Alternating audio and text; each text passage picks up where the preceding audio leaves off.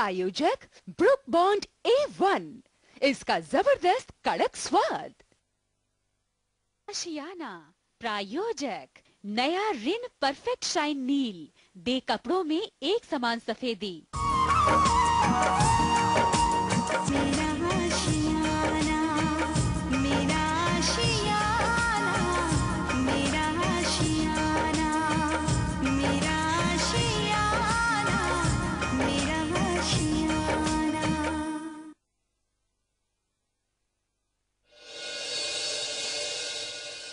देवराज साहब, आपके लिए खुशखबरी है। दामिनी सड़क पर आ गई। देवराज झूठी खुशखबरियों से खुश नहीं होता। झूठ नहीं, ये सच बात है। अंजलि और सूरज दामिनी को छोड़ गए, लेकिन दामिनी के सर पर अब भी उसके मामा की छत है। जब वो छत उसके सर से हट जाएगी तब वो सड़क पर आ जाएगी। डैड, ट्रक और सड़क के हादसों पे तो माहिर रहे हैं। इन्हें मामा के साथ रहना चाहिए ताकि हमें पल पल की खबरें भी मिलती रहें और छत में छेद भी करते रहें। इसके लिए मुझे थोड़ा सा ड्रामा करना पड़ेगा। Well then do it. Drama के तो तुम माहिर हो, शहनशाह ऑफ ड्रामा। मामा जी, जब आपको हम लोगों के पास होना चाहिए था तब आप दूर चले गए। कहाँ चले गए थे मामा जी? मेरी बच्ची, इस केस को हारने के बाद मैं एक पल सो नहीं पाया। मैं बहुत ही शर्मिंदा हो गया। अपने आप से नफरत सी होने लगी और बस यही सोचता रहा कि इतना बड़ा वकील जिस पर विश्वास रखकर लोग अपना केस देते, वही वकील खुद अपने ही घर का केस हार गया। मोहन, अगर हम केस हार गए तो इसमें तुम्हारा क्या कसूर है? मामा जी, मेरे साथ चलने वाले को सीधा रास्ता कब मिलता है? कभी रास्ता बंद हो जाता है तो कभी रास्ता खत्म हो जाता है, और कभी कभी रास्ता तो इतना तंग हो जाता है कि अकेले चलना ही मुश्किल हो जाता है और साथी का हाथ छूट जाता है। और फिर मामा जी, मेरे साथ तो अक्सर ही यही होता है। नहीं दामिनी, ऐसा मत कहो। तुम तो जानती हो ना कि मैं हमेशा से तुम्हारे साथ था और हमेशा रहूंगा। हिम्मत मत हारना, हम कोशिश करते रहेंगे। और अब भी आशियाना का केस तो हमारे हाथ में है ना, जिसे किसी भी हाल में हमें जीतना ही है।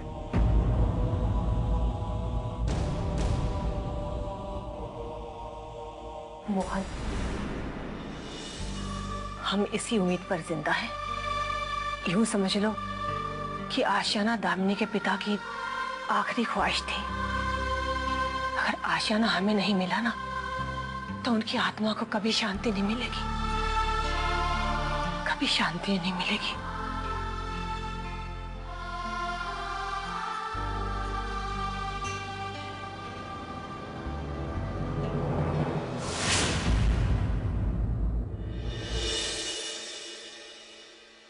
क्या हुआ? अभी तक इंतजाम नहीं किया? अब थोड़ा सा वक्त अगर और मिल जाता तो। कौन है ये? चाचा जी, ये इनके दोस्त हैं, दुबई से आए हैं। चाचा जी, ये वही है जिससे हमने पैसे लिए थे। चाचा जी, तो छुपा रही हो? हाँ, झूठ बोल रही हो। सब मालूम है मुझे। और तुम सुनो, आइंदा इस घर में पैसे मांगने मत आना, समझे? घर पे नहीं आऊंगा तो क्या इन्हें चौराहे पे बुलाऊंगा? कहीं बुलाने की जरूरत नहीं और ना ही यहाँ आने की जरूरत है। चाचा जी, आप ये चुप रहो, तुम बीच में मत बोलो। तुम्हारा नाटक मैं जानता हूँ अच्छी तरह। आइंदा मेरे भतीजे को परेशान किया ना, बीच चौराहे पे बिठा कर भीख मंगवाऊंगा तुमसे। थोड़ा वक्त मैं और दे देता, मगर अब देखना इन लोगों से मैं पैसे कैसे वसूल करता हूँ। चाचा जी, ये आपने क्या किया? इतनी मुश्किल से हमने उसे समझाया था। अब इतने सारे पैसे हम कहाँ से लाएंगे? एक आदमी तुम्हारी मजबूरी का फायदा उठा रहा है, तुम लोग डर रहे हो उससे। लेकिन चाचा जी, मैं हूं ना, सब संभाल लूं। और वो भी ऐसे, सांप भी मर जाए और लाठी भी नहीं मारनी पड़े।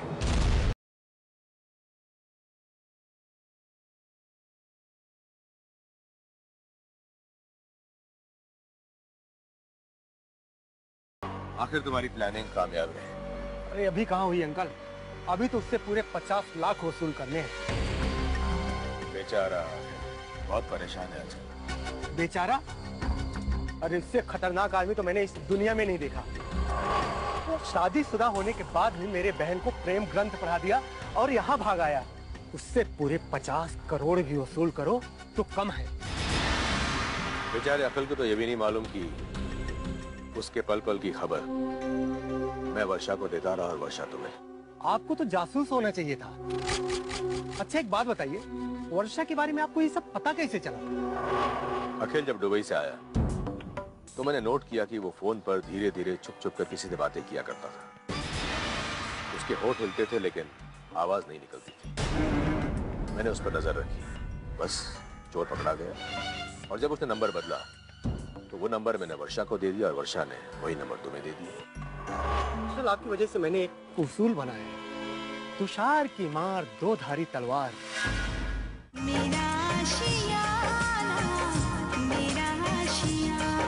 क्या डव साबुन से बेहतर है? ये रहा सबूत। अपने चेहरे के एक तरफ साबुन लगाइए, दूसरी तरफ डव।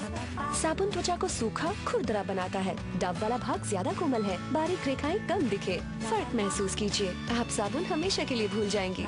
ग्लोइंग त्वचा अब एक खूबसूरत दाम में। 50 ग्राम डव अब सिर्फ 20 रुपए में। कुछ लोग बिना बोले ही छाप छोड़ते हैं। एडवांस फेना अल्ट्रा से धुलकर अब कपड़े बोलते हैं। फेना ही लेना। कैंट गोल्ड से पानी होता है ज्यादा प्योर। बैक्टीरिया के अलावा हानिकारक सिस्ट भी निकलती है। कैंट गोल्ड को मिले हैं क्वालिटी के सर्वोच्च प्रमाण पत्र विश्वविख्यात लेबोरेटरी से। तो अब आप किस पर भरोसा करेंगे? करोड़ों के चैलेंज पर या कैंट गोल्ड की सच्चाई पर? लगी आग आग, भागा भागा भागा भागा भागा भाग। हमारे साथ जो उसे धोखा किया है इसका फल उसे भुगतना ही पड़ेगा। यहाँ? हाँ, मैं यहाँ। सुकन्या हमारी बेटियां, मेरा शियाना। तुषार की मार दो धारी तलवार। आप अंकल भी हैं और दुश्मन भी। तुषार, मैं जैसा कहता जाऊं वैसे ही करते रहना। कृष्णा जब तक अखिल को डिवोर्स नहीं दे देगी तब तक वर्षा मालकिन नहीं बन सकती। और जब मैं कहूंगा तभी वर्षा को बुलाना। बस आपके इशारे का इंतजार है। तुषार, दामिनी की कहानी तो बस खत्म ही समझो। अखिल भी हमारे हाथ में है। आज नहीं तो कल मिल भी हमारे पास आई जाएगी। आशियाना का फैसला कभी भी हो सकता है।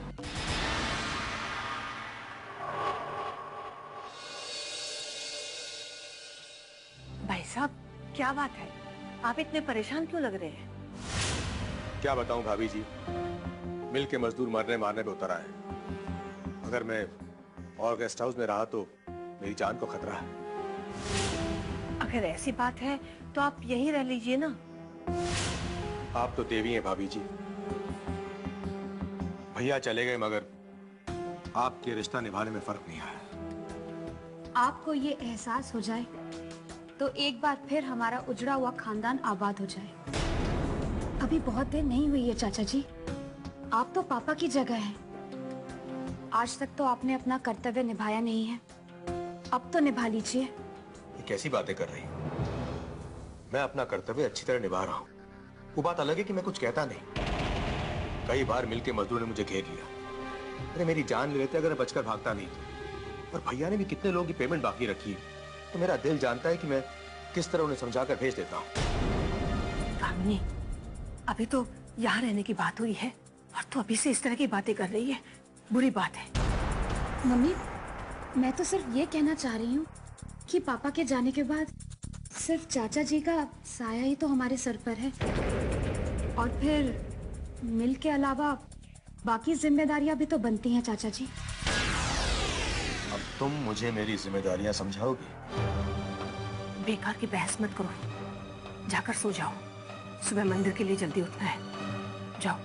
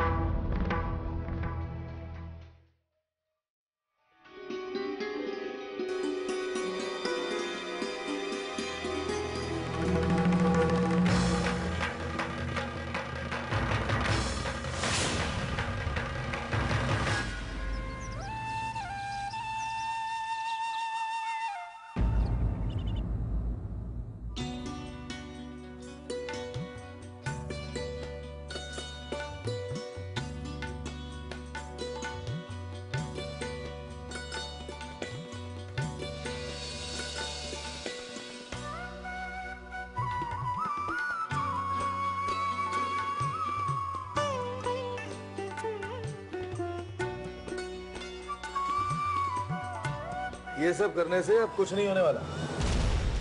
तुम केस हार चुकी हो। मंदिर में खड़े होकर भी भगवान का डर नहीं है। वो अदालत इंसान की है और ये इंसाफ का घर है। इसके जजमेंट में थोड़ी देर जरूर होती है, लेकिन जब जजमेंट आता है तो आप जैसे लोगों की आवाज बंद हो जाती है। एक बात बताओ, तुम्हारा मामा अगर केस बराबर लड़ता ना तो ये केस तुम जीत जाते, लेकिन उसकी तो आवाज ही बंद हो गई थी कोर्ट में। अपनी वकालत भूल जाएगा वो। बहुत घमंड था उसे अपने आप पर, बहुत अपने आप को बड़ा वकील समझता था। वो तो अब भी हूं देवराज, मरा नहीं। लगता है आपकी याददाश्त बहुत कमजोर है। भूल गए जब आपने मेरा गिरबान पकड़ा था? कहां पहुंच गए थे? छोड़ो मेरे बेटे को। हवालात की हवा खाने के बावजूद तुम्हारी हेकड़ी गई नहीं है, क्यों? देवराज, खेल एक बार हार कर दोबारा भी खेला जा सकता है, और इस बार ऐसा खेल खेलूंगा कि जीत सिर्फ और सिर्फ हमारी होगी। सर क्या हो रहा है? क्यों लड़ रहे हैं आप लोग? कम से कम जगह तो देखिए। आप तो कानून जानते हैं। अगर आप भी ये सब करेंगे तो ये लोग मानहानि का दावा कर देंगे और फिर हम सब फंस जाएंगे। और कितना फंसाएंगे? फंस तो चुके ही हैं हम। आपको आपके दोस्त की मौत के बाद में भी दिल को ठंडक नहीं पहुंची?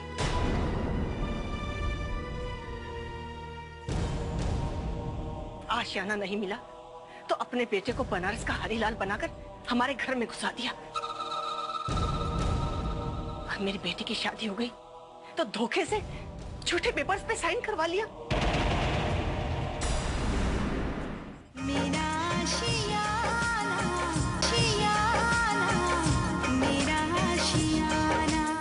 और मेरी बेटी की शादी हो गई तो धोखे से झूठे पेपर्स पे साइन करवा लिया।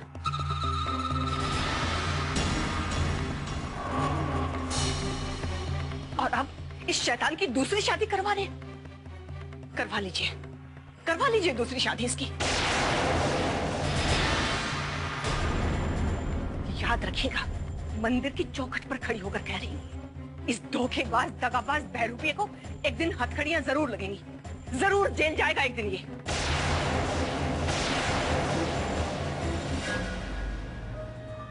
बस बस बस, बहुत बोल लिया तुमने।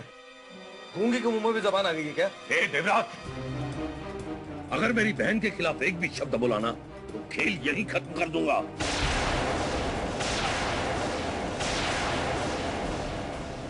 छोड़ दो, वरना अच्छी जगह बुरा काम हो जाएगा मुझसे।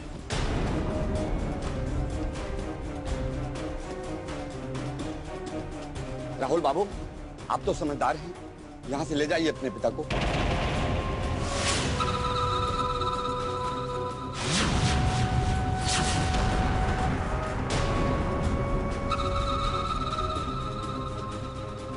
चलो बेटा। मोहन जी, आप भी ले जाइए अपने घर वालों को।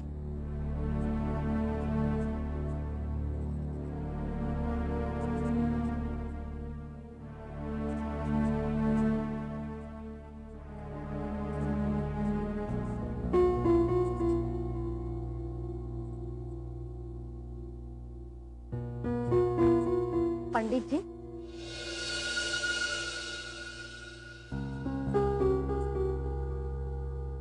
पंडित जी। आप कौन हैं? प्रणाम पंडित जी। आशीर्वाद। क्षमा कीजिए, हम आपको कष्ट दे रहे हैं। कोई बात नहीं, समस्या बताइए। वो जो मंदिर में जिनका झगड़ा चल रहा था, आप उन्हें जानते हैं, तो आपको पता ही होगा कि वो लोग कहाँ रहते हैं। अवश्य, पंडित को तो मंदिरों के अलावा भी घरों पर जाना पड़ता है, कभी हवन कराने के लिए, कभी कुंडली देखने, तो कभी दान लेने। लेकिन आपको किससे काम है? वो जो वकील साहब थे। अच्छा अच्छा, वो मोहन जी। वो तो यहीं पास में ही रहते हैं, मैं देता हूँ उनका पता।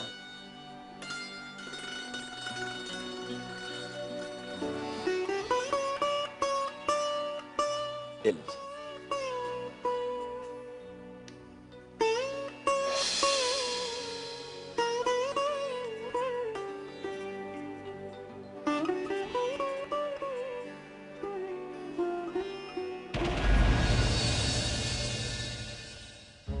बेटा ये तो बहुत अच्छा हुआ कि तुम्हारी मम्मी हमारे साथ मंदिर में नहीं आई, वरना सारा का सारा राज खुल जाता। हाँ डैड,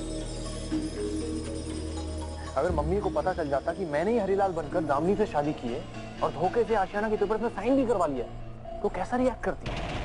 क्या सोचती हमारे बारे में? अरे वो क्या सोचती क्या नहीं सोचती ये सोचकर हम क्यों परेशान हो? भाई ये सोचो कि एंड मौके पर तुम्हारी मम्मी की फ्रेंड को हार्ट अटैक आ गया और उसे हॉस्पिटल जाना, और हमारे साथ वो मंदिर नहीं है। वरना मम्मी साथ में होती तो उन्हें हार्ट अटैक आ जाता। हाल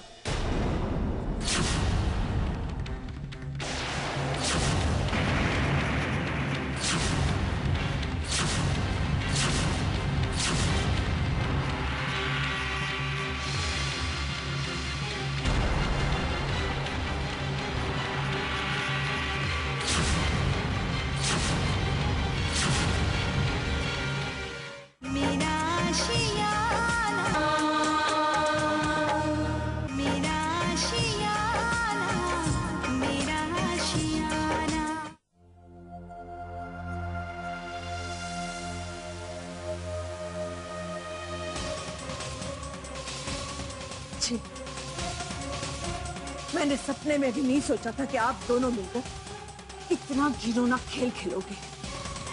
और तू और राहुल नहीं, तू हरीलाल है। जवाब दे, तू हरीलाल है, तू एक धोखेबाज है, फरेबी है, बहुरूपिया है। हाँ बोल, तो तू ही है वो जिसने एक मासूम, एक इज्जतदार लड़की की इज्जत के साथ खेला, उसके जज्बातों के साथ खेला। तो तू ही है वो बहुरूपिया। बोल, जवाब दे, तो तू ही है वो पाखंडी। हाँ आप अपनी बात बोलेंगे, मेरी भी कुछ सुनेंगी? सुना, क्या सुनाना चाहता है? अरे ऐसी एक अच्छी बात सुना जिससे तेरी सारी बुराइयों पे पानी फेर जाए। बोल, जवाब दे। आप चुप रहिए, आप कुछ नहीं बोलेंगे। बोल, क्या बोलना चाहता है तुम? बोल। मम्मी मैंने कुछ भी गलत नहीं किया है, मैंने जो कुछ भी किया डैड के खातिर किया। डैड की बेइज्जती होते रहती है और मैं तमाशा देखते रहता। अरे उस 2 कॉलेज की लड़की ने पूरी दुनिया के सामने डैड को बेइज्जत किया था। कब किया था? कब किया था जानता है? जब तेरे डैडी आशियाना हासिल न कर सके तो अपनी ऊंची हरकतों पर उतर आए, तब किया था। तुझे क्या लगता है मैं कुछ नहीं जानती थी? मैं सब समझती थी, लेकिन मैंने अपना मुंह नहीं खोला। उसके बाद तेरे डैडी हॉस्पिटल पहुंचे। आज जिस डैडी को तू देख रहा है ना, ये पहले ऐसे नहीं थे। अरे सीधे वो बात तक नहीं करते थे ये मुझसे। जुल्म करना तो इनकी फितरत थी। आज चाहे ये मेरे लिए बदल गए हैं, पर आज भी बाहर वालों के लिए इनकी फितरत नहीं बदली। एक कमजोर लड़की पर तुम लोगों ने इतने जुल्म उठाए, उसकी जिंदगी बर्बाद करके रख दी। अरे अभी तक तो एक हिस्सा भी बर्बाद नहीं हुआ परमा। मैं तो उसको, उसके घर को और उसके मिल को पूरी तरह बर्बाद करके रख दूंगा। मैं भी देखती हूँ ये उसका क्या बिगाड़ता है। मुझे मम्मी मत कहना, आज के बाद मुझे मम्मी मत कहना। शर्म आती है मुझे। एक बात अच्छी तरह से समझ ले, अगर तूने उस लड़की को जरा से भी तकलीफ देने की कोशिश की ना, तो मैं उसका साथ दूंगी। आप उसका साथ देंगी? हाँ, उसका साथ दूंगी, ताकि तेरे थोड़े से पाप धुल जाए पापी। अगर आपने उसका साथ दिया तो मैं भी भूल जाऊंगा कि आप मेरी माँ है।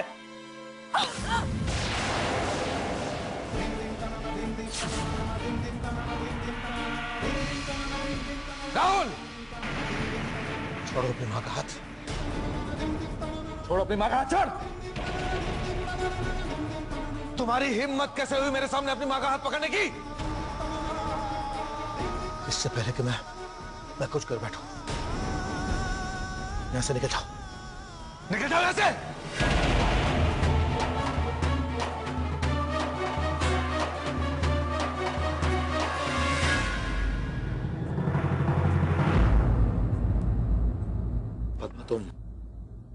तुम अपनी जगह बिल्कुल सही हो, लेकिन अब मैं पीछे नहीं हट सकता, क्योंकि अगर मैं पीछे हट गया तो लोगों में मैं मजाक बन जाऊंगा और मेरे बिजनेस पर असर करेगा। इंसानियत भी तो कोई चीज होती है ना। अब मैं इस रास्ते पर इतना आगे निकल चुका हूं पद्मा के पीछे हटना मेरे लिए नामुमकिन है।